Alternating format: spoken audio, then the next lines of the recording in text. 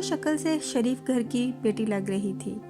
میں پاس گیا، میرے قریب ہو کر بولی، چلو گے صاحب؟ میں نے پوچھا کتنے پیسے لوگی؟ کہنے لگی آپ کتنے دیں گے؟ میں نے اس کی نیلی سی آنکھوں میں جھانک کر دیکھا، وہ بے بس سی تھی۔ میں نے بولا آؤ کار میں بیٹھو۔ وہ ڈر رہی تھی۔ کہنے لگی کتنے آدمی ہو؟ میں نے کہا ڈرو نہیں، میں اکیلا ہی ہوں۔ وہ خاموش بیٹھی رہی، پھر کہنے لگی آپ مجھے سگریٹ سے اذیت تو نہیں دو گے نا؟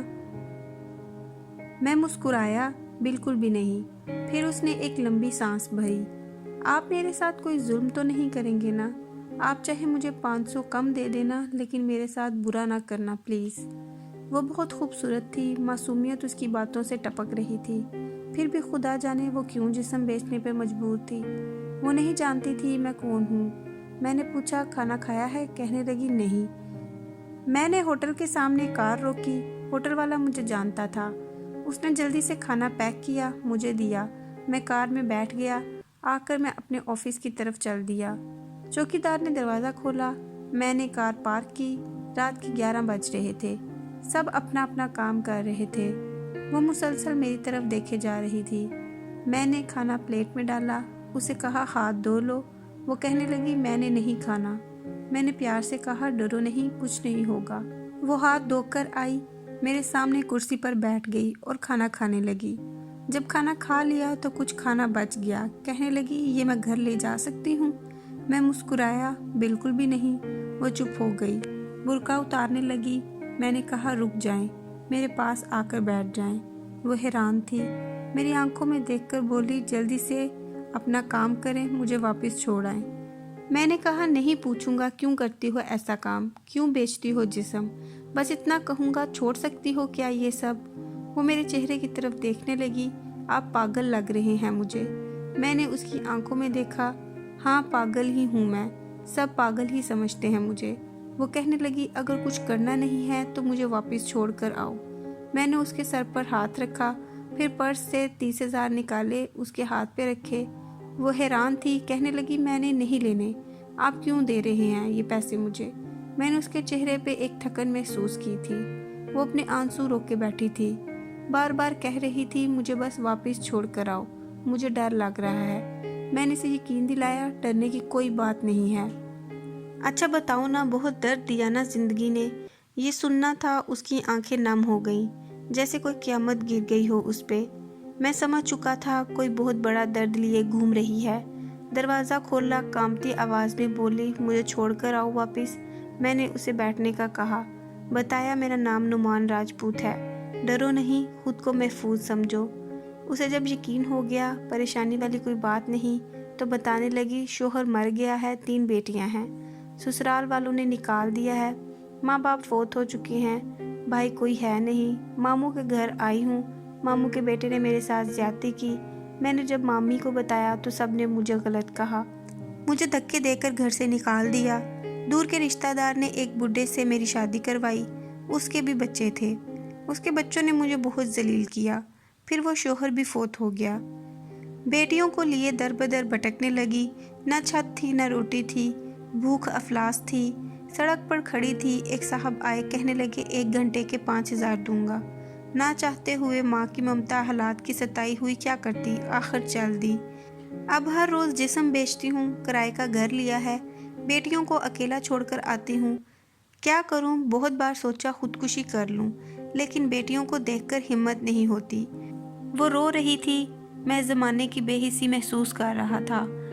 اس کے سر پہ ہاتھ رکھا اور اس کو کہا نعمان تمہارا بھائی ہے، آج سے تم اپنی بیٹیوں کو لو اور میرے آفس کے اوپر والے ایک روم میں رہو۔ وہ یقین نہیں کر پا رہی تھی۔ کار میں بٹھایا، اس کے گھر پہنچا، بیٹیاں سوئی ہوئی تھیں، بہت پیاری تھی، گود میں اٹھایا، دل کو سکون ملا۔ وہ مسلسل روئے جا رہی تھی۔ مجھے کہنے لگی آپ فرشتے ہیں، آپ کون ہیں؟ میں اسے اپنے آفس لے آیا، وہ دعائیں دینے لگی، جھولی اٹھا کر نہ جانے کتنی دعائیں دیتی رہی۔ میں نے اسے کہا جا کر سو جائیں۔ اپنے آفس روم میں گیا، میرے سامنے سے وہ چہرہ گزرا جو ایک لڑکی اپنے شوہر سے جھگڑا کر رہی تھی، اسے کہہ رہی تھی مجھے طلاق دو، تم کو میری قدر ہی نہیں ہے۔ وہ اپنا گھر جلا رہی تھی اپنی بے وقوفی کی وجہ سے۔ وہ بیچاری کیا جانے زمانے کی تلخیاں کیا ہوتی ہیں، زمانے کا ڈسنا کیا ہوتا ہے۔ मैं बताना चाहता हूँ, अपना घर जानबूझकर उजाड़ने वाली लड़कियों को तलाक़ें लेना आसान है, लेकिन उसके बाद जीना मौत है। कभी सास का रोना, कभी नंद का स्यापा, कभी जुठानी से लड़ाई, ये हर घर की बात है। इसका हरगिज़ मतलब तलाक लेना या घर उजाड़ना नहीं है। कम उम्र में ही मेरे ससुर के बाल सफ़ेद हो गए हैं। हज़ारों आंखों के आंसू देखकर अपने घरों को आबाद रखो। खुदा की कसम, एक वक्त आता कि ना भाई हाल पूछते हैं, ना सगी बहनें। सब वक्त के साथ चेहरे नकाब बदल लेते हैं। नुमान हर जगह हर किसी को थामने के लिए खड़ा नहीं मिलेगा।